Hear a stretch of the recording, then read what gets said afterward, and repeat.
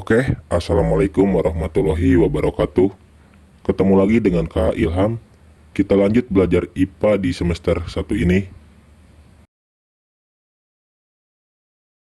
Sekarang, di video yang keempat ini, kita akan belajar tentang siklus menstruasi, fertilisasi, dan kehamilan. Oke? Nah, di bagian ini, di siklus menstruasi, fertilisasi, dan kehamilan, materi ini akan terbagi atas dua bagian. Yang pertama tentang menstruasi, dan yang kedua tentang fertilisasi dan kehamilan. Kenapa dipisah? Karena ini adalah dua proses yang berbeda. Wanita yang mengalami menstruasi, maka dia pasti tidak sedang hamil. Kemudian wanita yang sedang hamil, pasti nggak akan mengalami menstruasi. Oke? Nah, kita bahas dulu menstruasi. Apa itu menstruasi? Apa itu menstruasi? Menstruasi adalah keluarnya darah, cairan jaringan, dan sel-sel epitel yang menyusun dinding rahim. Oke, ini terjadi biasanya sekali dalam sebulan. Beberapa hari, bisa 5 hari, seminggu, atau mungkin lebih. Terjadi pada seorang wanita ketika dia sudah remaja, sampai nanti masa menopause. Oke? Dan yang keluar pada saat menstruasi itu nggak cuma darah, tapi juga cairan pada jaringan dan sel-sel epitel yang menyusun dinding rahim. Jadi intinya ini terjadi penyebabnya gara-gara meluruhnya dinding rahim ketika sel telur tidak dibuahi oleh sperma. Oke, coba lihat gambar ini. Ini adalah sel telur yang telah dilepaskan oleh ovarium. Oke, ovarium menghasilkan sel telurnya lepas, dan harusnya sel telur ini dibuahi oleh sel sperma. Oke, dan dinding rahim itu dipersiapkan sebagai tempat menempelnya sel telur yang telah dibuahi oleh sperma. Ketika sel telur ini tidak dibuahi oleh sperma, maka sel telur ini akan meluruh. Begitu juga dinding rahimnya yang udah siap ternyata nggak jadi dipakai. Maka dinding rahimnya juga akan meluruh. Lalu keluar nanti lewat organ kewanitaan, keluar sebagai darah menstruasi. Oke? Jadi nggak cuma darah yang keluar, tapi sel-sel jaringan dinding rahim yang meluruh ini yang keluar nanti. Dan darahnya ketika dia meluruh, maka pembuluh darah yang di sini juga pecah dan darahnya keluar. Oke? Ini yang kita sebut dengan menstruasi. Nah, siklus menstruasi yang terjadi setiap bulan itu dipengaruhi oleh 4 buah hormon. Ada namanya hormon estrogen dan progesteron, serta hormon LH dan FSH. Ini Kak pisahkan karena tempat memproduksinya berbeda.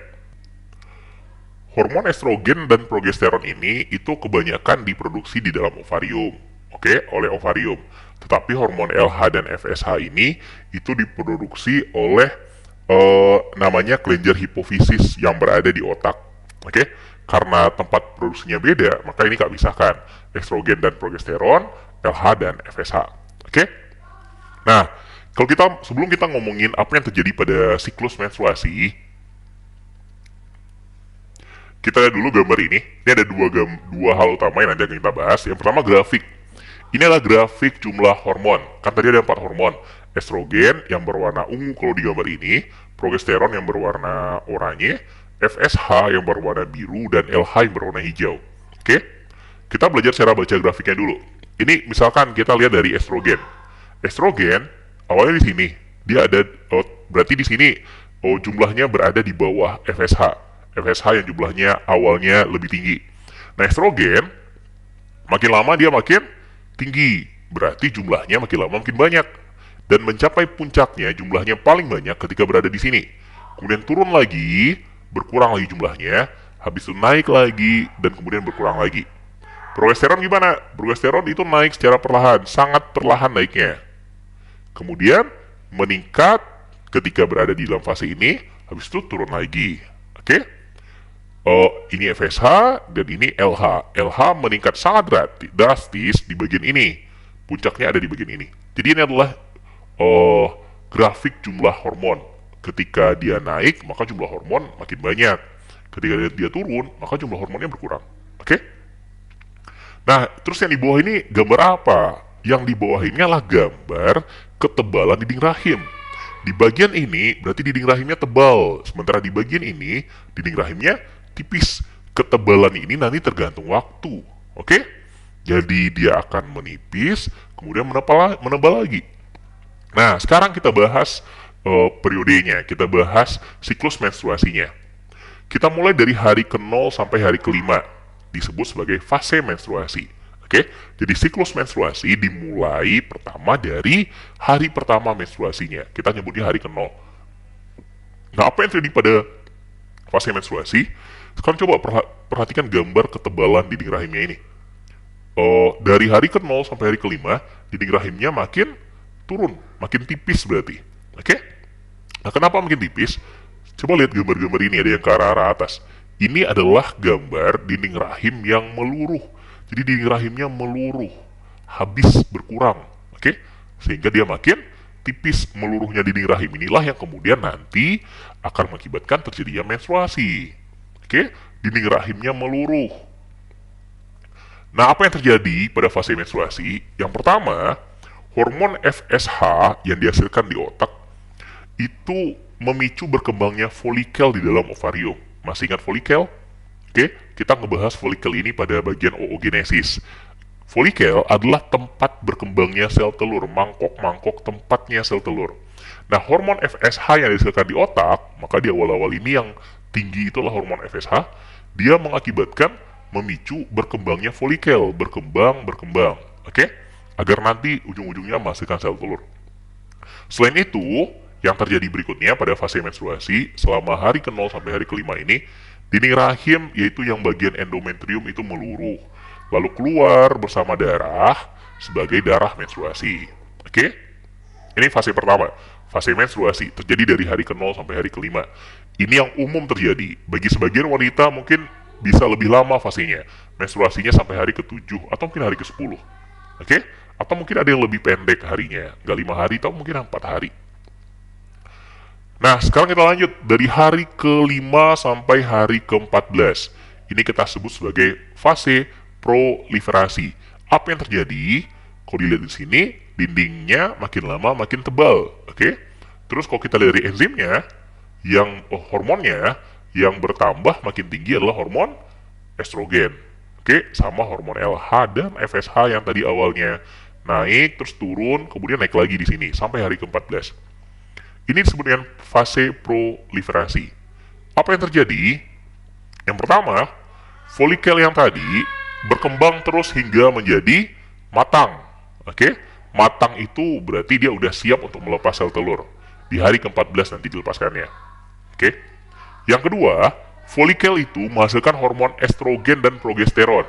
Makanya ini estrogennya makin lama makin tinggi gara-gara dihasilkan oleh folikel. Apa fungsinya? Estrogen dan progesteron akan memicu dinding rahim ini menebal. Makanya dari hari ke-5 sampai hari 14 ini rahimnya menebal, makin tinggi nih, makin tebal. Oke? Apa tujuannya? Dinding rahim ini dipersiapkan nanti untuk tempat menempelnya sel telur kalau dibuahi. Oke? Selain itu, hormon estrogen juga memicu diproduksinya hormon FSH dan LH di otak. Jadi ketika dihasilkan hormon estrogen ini juga memicu diproduksinya hormon FSH dan LH.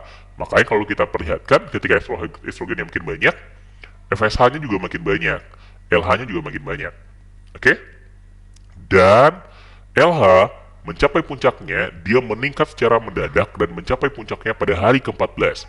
Di saat itulah terjadi ovulasi atau pelepasan sel telur. Hormon LH yang meningkat secara mendadak akan memicu lepasnya sel telur dari ovarium. Oke? Dan proses ini yang kita sebut sebagai ovulasi. Terjadi kapan? Di hari ke-14. Penyebabnya gara-gara apa? LH yang naik secara mendadak. Nih, LH yang berada di puncaknya ini nih. Di saat inilah terjadi ovulasi. Oke? Kita lanjutkan. Pada hari ke-14 sampai hari ke-28, kita sebut sebagai fase sekretori. Apa yang terjadi? Nah, pada fase sekretori, kan tadi setelah ovulasi, sel telur kan keluar dari ovarium. Nah, sel telur yang keluar itu masuk ke dalam tuba falopi. Dan di tuba falopi, dia dipindahkan. Dia akan jalan terus, dipindahkan menuju rahim. Nah, harusnya di bagian dalam tuba falopi ini, dia dibuahi sama sel telur. Dibuahi sama sel sperma. Tapi kalau tidak dibuahi oleh sel sperma, maka sel telurnya Pada hari ke-28 dia nyampe di rahim. Oke.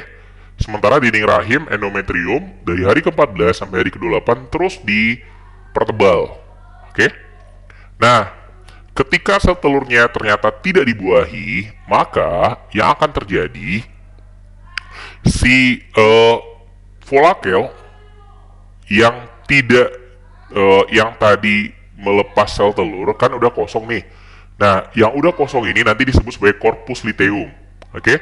Nah, corpus luteumnya, folikel yang tadi menghasilkan estrogen, ketika ternyata sel telurnya nggak dibuahi, maka folikelnya berhenti memproduksi hormon estrogen. Nggak dihasilkan lagi hormon estrogennya. Padahal hormon estrogen lah yang mengakibatkan sel dinding rahim ini, dinding rahim yang bagian dalam ini menebal. Nah, gara-gara estrogen yang nggak dihasilkan lagi, akibatnya rendahnya hormon estrogen dan progesteron mengakibatkan dinding rahimnya meluruh. Sehingga, ya setelah hari ke-28, menstruasi terulang lagi. Ini terus yang terjadi setiap bulan. Ini yang kita sebut sebagai siklus menstruasi. Dari hari ke-0 sampai hari ke-28. Oke? Bagi sebagian wanita mungkin jumlah harinya berbeda. Oke? Satu siklusnya mungkin lebih dari 28 hari. Bisa jadi 40 hari. Ada yang 40 hari. Atau mungkin bisa jadi kurang dari 28 hari. Mungkin hanya 20 hari. Tergantung masing-masingnya. Cuma ini yang terjadi secara umum. Oke? Nah, ini yang terjadi kalau sel telur ternyata tidak dibuahi. Maka terjadi menstruasi. Terus gimana kalau seandainya sel telur itu dibuahi? Kalau dia dibuahi, maka nanti akan terjadi fertilisasi. Ini istilah untuk proses pembuahannya dan kehamilan. Sekarang kita bahas ini. Fertilisasi. Apa pengertian fertilisasi? Fertilisasi secara umum diartikan sebagai proses peleburan inti sel sperma dengan inti sel telur, sehingga nanti membentuk zigot. Zigot berkembang menjadi embrio, nanti embrio berkembang menjadi janin dan lahir sebagai bayi. Di mana tempat terjadi fertilisasi? Dia terjadi di tuba fallopi, bukan di rahim, tapi di tuba fallopi, di saluran antara ovarium dengan rahim. Oke? Nah, dalam setiap perkawinan, itu sel sperma yang dihasilkan oleh pria itu jumlahnya sangat banyak, jutaan jumlahnya. Oke? Ratusan juta. Sementara yang akan membuahi sel telur hanya ada satu. Hanya ada satu sel sperma yang akan membuahi satu sel telur. Sisanya kemana? Ya sisanya mati. Oke?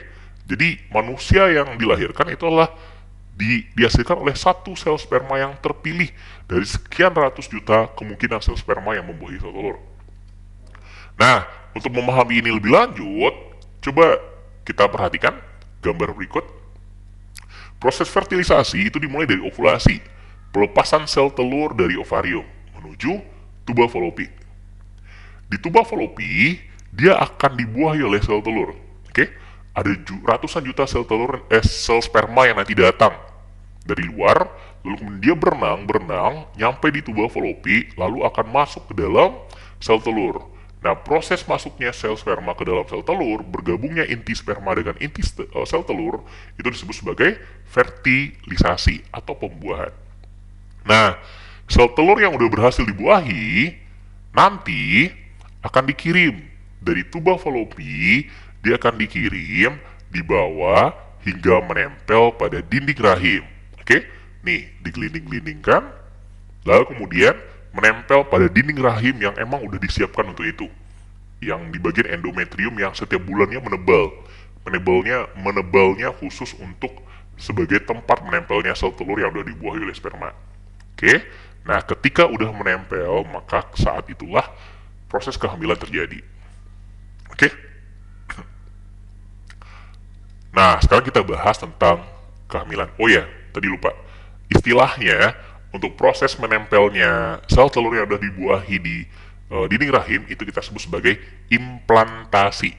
Implan artinya menempel. Jadi implantasi, proses penempelan sel telur yang udah dibuahi sperma pada dinding rahim. Oke? Ingat-ingat itu. Siapa tahu nanti di ujian ditanya. Nah, sekarang kita lanjutkan. Ketika udah dibuahi, maka akan terjadi kehamilan. Oke? Proses kehamilan, seperti kalian tahu, ini terjadi selama 9 bulan, lebih kurang 9 bulan 10 hari. Atau 40 minggu, 40 kali 7 hari. Oke. Yang 9 bulan 10 hari itu nanti akan kita bagi menjadi 3 trimester. Oke, 3 bulan, 3 bulan, 3 bulan. Bulan pertama, bulan kedua, bulan ketiga kita sebut ini sebagai trimester pertama. Dari bulan 1 sampai bulan 3. Apa yang terjadi pada trimester pertama? Kita lihat satu-satu. Pada bulan pertama, oke, ini embrionya. Embrio yang merupakan hasil penggabungan antara sel sperma dengan sel telur, itu nanti namanya zigot dulu. Zigot membelah sel telur yang dari buahinya, membelah menjadi sangat banyak. Lalu kemudian menjadi embrio. Ini embrio namanya nih, yang mirip apa ya? Mirip ikan, sedikit lebih mirip ikan daripada mirip manusia. Lalu dia membelah menjadi 3 lapisan. Yang kelak lapisan-lapisan itu yang akan menjadi organ. Oke, jadi organ tubuh kita. Ini yang terjadi pada bulan pertama. Terus pada bulan kedua, bentuknya udah mulai sedikit berubah, udah mulai ada kelihatan ada tangan sama kakinya, calon tangan sama calon kaki. Terus ada kelihatan ada sedikit lubang di sini. Mungkin ini akan jadi telinga atau mungkin mulutnya. Oke? Nah, pada bulan kedua inilah mulai terbentuk jantung dan pembuluh darah. Ini yang pertama kali dibentuk. Jantung untuk memompa darah ke seluruh tubuhnya. Dari mana datang darahnya? Darahnya berasal dari ini. Ini kita sebut sebagai tali pusar. Oke? Ini tali pusarnya. Ini kita sebut sebagai tali pusar. Dan si embrio ini berada dalam sebuah kantung. Oke? Ya namanya kantung kehamilan. Jadi si embrionya berada pada kantung kehamilan. Di dalamnya nanti ada air ketuban. Oke? Air ketuban berfungsi untuk melindungi si bayi sebagai zat makanan bagi bayi juga, sumber-sumber mineral bagi bayi juga, sekaligus melindungi bayi dari benturan. Ini namanya kantung kehamilan. Oke? Nah, oksigen sama makanannya berasal dari darah yang berasal dari ibu. Dan penghubung antara embrio, janin dengan ibu, ya itu adalah ini. Ini kita sebut dengan tali pusar. Oke? Yang nanti menuju kepada plasenta atau ari-ari. Plasenta itu berupa daging yang menempel pada rahim. Oke? Ini yang terjadi pada bulan kedua. Jantung dan pembuluh darahnya mulai terbentuk. Kemudian mulai terbentuk juga dagu, pipi, dan rahang. Jadi bagian-bagian wajahnya mulai terbentuk. Mulai terbentuk juga organ-organ di dalamnya. Selain jantung ada paru-paru, ada hati, ada ginjal, oke? Ada lambu, ada usus, dan segala macamnya. Terus mulai terbentuk juga otak. Mulai terbentuk kaki dan tangannya. Mulai terbentuk. Ini sepertinya akan jadi tangannya dan ini akan jadi kakinya. Oke? Masih kelihatan sangat imut, oke? Terus kemudian kaki dan tangannya telah mulai digerakkan. Karena ukurannya sangat kecil, maka gerakan pada bulan ini itu tidak akan terasa oleh ibu. Terus di kepalanya ada titik hitam yang kelak nanti akan menjadi mata. Ini yang terjadi pada bulan kedua. Jadi pada bulan kedua ini muncul atau mulai terbentuk organ-organ penting yang ada pada tubuh. Kemudian pada bulan ketiga, nah, pada bulan ketiga, embrio telah menjadi janin. Oke, ketika dia udah berbentuk seperti manusia, maka baru dia kita sebut sebagai janin. Kalau tadi masih disebut sebagai embrio. Mirip alien malah kalau embrionya. Oke. Nah, ini udah mulai kelihatan seperti manusia. Terus, pada saat ini, bulan ketiga, itu mulai terbentuk otot-otot. Oke, otot-ototnya mulai terbentuk. Kemudian rangka dan tulang rawannya mulai terbentuk. Rangkanya, ya tulang punggung, tulang rusuk, dan segala macamnya, mulai terbentuk. Tapi masih berbentuk tulang rawan. Terus kemudian siku sama lengannya juga terbentuk. Siku, lutut mulai terbentuk dan jari-jari juga mulai terbentuk juga di sini meskipun terlihat masih pendek-pendek.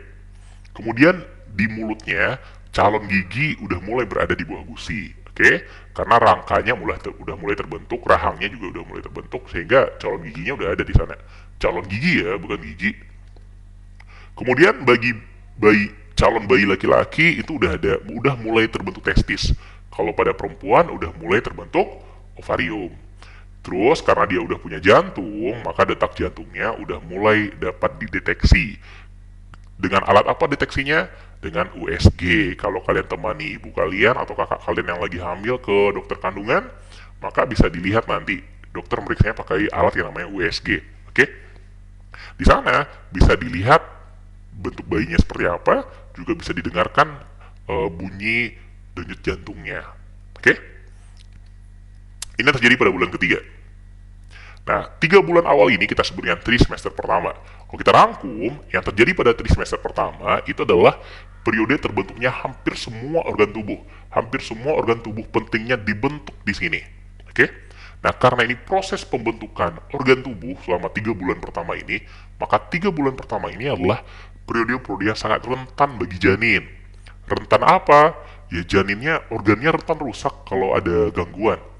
Apa contohnya? Si ibunya ngerokok, maka bisa mempengaruhi jantung bayi nanti. Oke? Ada kasus-kasus bayi baru lahir tapi udah sakit jantung. Oke? Gara-gara apa? Ibunya ngerokok saat hamil, atau minum alkohol, atau menggunakan zat-zat kimia berbahaya. Akan sangat berpengaruh bagi janinnya. Oke? Bisa-bisa saat lahir, bayinya cacat atau nggak sempurna. Oke? Ini yang terjadi pada trimester pertama, periode terbentuknya hampir semua organ tubuh. Nah, sekarang kita lanjut. Bulan keempat, bulan kelima, sama bulan keenam. Kita sebut ini sebagai trimester kedua. Apa yang terjadi? Pada bulan keempat, itu yang terjadi, lehernya mulai memanjang. Oke, kepalanya udah nggak menempel lagi di dada. Kepalanya makin tegak. Jari dan tangannya udah terbentuk sempurna. Jari udah panjang-panjang nih. Terus kemudian selain itu, di ujung jarinya udah mulai terbentuk kuku di ujung-ujung jari. Rambut dan kepala dan alisnya mulai tumbuh. Kemudian tumbuh juga rambut halus di seluruh bagian tubuhnya, disebut dengan ianugo. Oke? Apa fungsi rambut di seluruh tubuhnya? Berfungsi untuk melindunginya. Oke? Ya, melindungi dari suhu dingin terutama. Sama kayak rambut halus pada kucing, bulu kucing istilahnya. Itu kan kayak selimutnya kucing. Ini juga sama. Jadi ada banyak nanti rambut-rambut halus yang tumbuh di seluruh tubuhnya. Kemudian si janin ini udah mulai melakukan gerakan bernafas dan menelan. Melakukan gerakan ya, bukan bernafas dan menelan karena dia belum bisa bernafas. Ini kan isinya air ketuban nih semuanya. Jadi nggak mungkin dia bisa bernafas. Terus cuma melakukan gerakan bernafas dan menelan. Dia makin aktif menggerakkan tangan dan menendang. Lalu kemudian di bawah kulitnya udah terbentuk jaringan lemak sehingga kulitnya makin tebal. Terus dia mulai belajar keterampilan untuk mengisap dan menelan. Oke? Ini jadi pada bulan keempat. Pada bulan kelima, nah bayinya udah bisa ngisap jari. Si bayinya makin besar, sehingga si ibu mulai merasakan gerakan janin. Oke? Jadi setiap dia bergerak, udah menyentuh otot perut ibu, sehingga ibunya bisa merasakan kalau janinnya bergerak. Kemudian di bagian atas kulitnya, bukan di dalam ya, tapi di luar kulitnya ini mulai terbentuk lapisan-lapisan lemak. Fungsinya melindungi si janin dari cairan amnion atau cairan ketuban. Meskipun cairan ketubannya bermanfaat bagi janin, tapi kalau seandainya nggak ada lemaknya di luar kulitnya ini, nanti ketika dia lahir dia bisa keriput karena cairan tubuhnya diserap oleh ketubannya. Oke? Kemudian rambut dan kepala ini tadi harusnya, rambut kepala dan alis ini harusnya tadi. Jenis kelaminnya udah bisa diketahui saat pemeriksaan USG, oke? Jadi ketika dicek lewat USG, maka bakal kelihatan kalau pas posisinya, maka bakal kelihatan dia laki-laki atau perempuan. Kemudian dia mulai menelan cairan ketuban yang ada di sekitarnya, oke? Dan lewat cairan ketuban itu dia bisa mulai mengenal rasa. Apa makanan yang dimakan oleh ibunya, dia bisa merasakan. Ibunya makan durian, dia bisa merasakan rasa durian lewat air ketubannya. Oke? Karena indera perasa, indera pendengaran lewat telinga, indera penglihatan dan pengecapannya mulai berfungsi meskipun tidak terlalu sempurna. Oke? Mulai berfungsi. Ini yang terjadi pada bulan kelima. Terus pada bulan keenam, apa yang terjadi? Tulang, otot, dan organ tubuh lainnya tumbuh dengan pesat. Wajahnya udah terbentuk sempurna, nih bayinya kelihatannya lagi senyum. Pada paru-paru mulai terbentuk kantung-kantung udara meskipun belum digunakan. Lubang hidungnya mulai terbentuk meskipun juga belum digunakan untuk bernafas. Retina matanya mulai berkembang. Retina itu bagian mata yang berfungsi untuk menangkap cahaya. Dan dia mulai membuka mata. Oke? Tapi yang dia lihat ya bagian dalam dari perut ibunya, lingkungannya yang dia lihat. Dari bulan keempat sampai bulan balik lagi nih. Dari bulan keempat sampai bulan keenam itu kita sebut sebagai trimester kedua. Nah, Kalau kita simpulkan, trimester kedua ini itu merupakan perkembangan utama janin, yaitu pembesaran ukuran dan perbaikan struktur, yaitu perbaikan organ-organnya, sehingga menjadi lebih detail dan sempurna. Kalau trimester pertama itu kan pembentukan organ. Nah, trimester kedua ini perkembangan organnya, agar lebih sempurna. Oke? Nah, bulan ke-7, bulan ke-8, sama bulan ke-9. Ini kita sebut dengan trimester 3. Apa yang terjadi pada trimester 3? Kita lihat satu-satu. Bulan ke-7, nah bayinya ngeliat nih ke kita nih, ngelambai, halo katanya. Si janin udah bisa berkedip, tidur dan bermimpi. Oh, udah bisa mimpi dia. Oke? Terus, dia banyak menumpuk lemak pada tubuhnya, sehingga berat badannya jauh meningkat pada bulan ke-7 ini. Rahim, karena dia berat badannya meningkat, berarti tubuh bayinya makin besar, rahim akan mulai terasa sempit, sehingga kalau dia bergerak, akan benar-benar sangat dirasakan oleh ibu.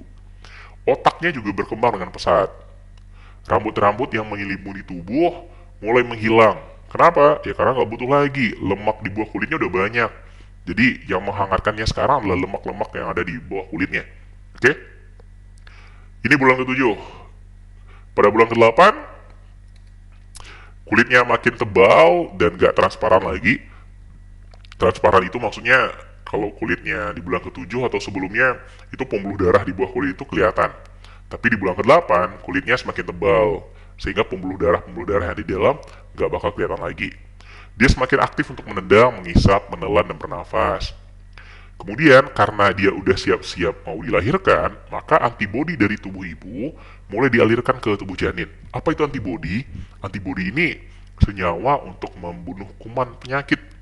Oke? Bakteri dan segala macamnya. Itu nanti dialirkan lewat tali pusar ke bayi. Kenapa dialirkan ke bayi? Ya karena dia udah siap-siap lahir. Kalau bayinya lahir, ya dia terpisah. Ari-arinya ini udah gak kepakai lagi. Dia terpisah dari ibunya, sehingga dia harus bisa menyelamatkan, melindungi dirinya sendiri dari kuman dan bakteri. Oke? Terus berat badannya terus meningkat, makin besar bayinya. Tubuh janin mulai berputar dengan tujuan kepalanya itu di bawah. Karena bayi yang lahir normal kepalanya itu harus di bawah. Kalau nggak di bawah, berbahaya bagi si ibu atau si bayi. Oke? Harus kepala yang keluar duluan. Nah, di bulan ke-9, bayinya makin besar, sistem peredaran darah, otot, dan tulangnya sudah berkembang secara sempurna. Lemak di atas kulitnya mulai menghilang. Lemak-lemak yang tadi ada di luar tubuh, bukan dalam kulit ya, tapi di luar kulit, mulai menghilang, mulai dibersihkan.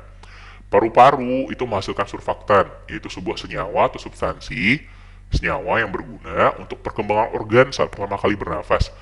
Kapan bayi pertama kali bernafas? Ketika baru dilahirkan. Bayi ketika lahir harus menangis. Kalau dia sempat gak menangis ketika lahir, maka sama dokter atau bidannya akan dipaksa menangis. Biasanya pantatnya dipukul-pukul, dibalikkan badannya lalu pantatnya dipukul-pukul biar nanti dia nangis. Karena yang sehat itu yang menangis. Tujuannya apa? Ya agar ketika dia menangis, itu paru-parunya berkontraksi. Sehingga dia bernafas. Latihan nafas pertama kali itu ketika dia menangis. Oke? Terus kepalanya, karena dia tadi berputar, maka kepalanya pada bulan ke-9 itu udah berada di bawah, udah siap-siap mau dilahirkan. Oke? Ini yang terjadi pada trimester ketiga. Sehingga kita simpulkan, pada trimester ketiga, pertumbuhan ukuran janin yang terjadi pada 3 bulan terakhir, itu adalah pertumbuhan ukuran janin dengan sangat pesat. Tujuannya apa? Biar janinnya kuat, biar bayinya kuat ketika lahir, dia bisa selamat di dunia luar rahim. Rahim awalnya adalah tempat paling nyaman dan paling aman bagi bayi. Ketika dia berada di luar, ya dia keluar dari zona nyamannya. Makanya dia nangis ketika tiba di luar, karena di luar udah gak nyaman lagi, gak senyaman rahim lagi. Oke? Nah, biar dia selamat di luar, maka 3 bulan terakhir ini itu adalah proses perkembangan atau pertumbuhan, ya dengan tujuan mempersiapkan bayi agar bisa tumbuh di luar rahim ibu. Oke? Nah, ini yang terjadi selama 9 bulan bayi berada di dalam kandungan. Setiap kalian mengalami ini di dalam kandungan ibu. Oke? Dan 9 bulan ini bagi seorang ibu itu adalah hari-hari yang sangat berat. Makin lama, perut makin besar, bayi di dalam juga makin besar, dan terasa makin berat. Rasa sakit yang dirasakan oleh tubuh ibu juga akan makin besar, dan mencapai puncaknya ketika dilahirkan. Kebetulan, Kak menemani istri Kak melahirkan 2 kali. Ya, Kak udah punya 2 orang anak, dan Kak temani istri Kak melahirkan kedua-duanya, dan dari sana Kak benar-benar melihat betapa beratnya proses seorang ibu yang melahirkan. Oke? Benar-benar bertarung antara hidup dan mati. Sangat berat. Dan makanya ketika ada eh, orang yang harus kita hormati, maka orang yang pertama harus kita hormati adalah ibu. Bagi beragama Islam, Nabi kita Nabi Muhammad SAW itu bilang, ketika ada yang bertanya kepada beliau, beliau mengatakan, ketika ada yang bertanya siapa yang harus saya hormati di dunia ini, beliau menjawab, Nabi Muhammad menjawab, ibu, ibu, ibu. Jadi ibu disebut 3 kali, baru yang keempatnya dia sebut ayah. Jadi hormatilah ibumu berkali-kali lipat. Oke? Karena 9 bulan ini dan proses melahirkan itu sangat berat. Kebetulan eh, Kak udah punya bentar. Kak udah punya 2 orang anak. Ya, ketika bayi ini lahir, maka eh, bayi lahir dengan kondisi sangat lucu. Oke?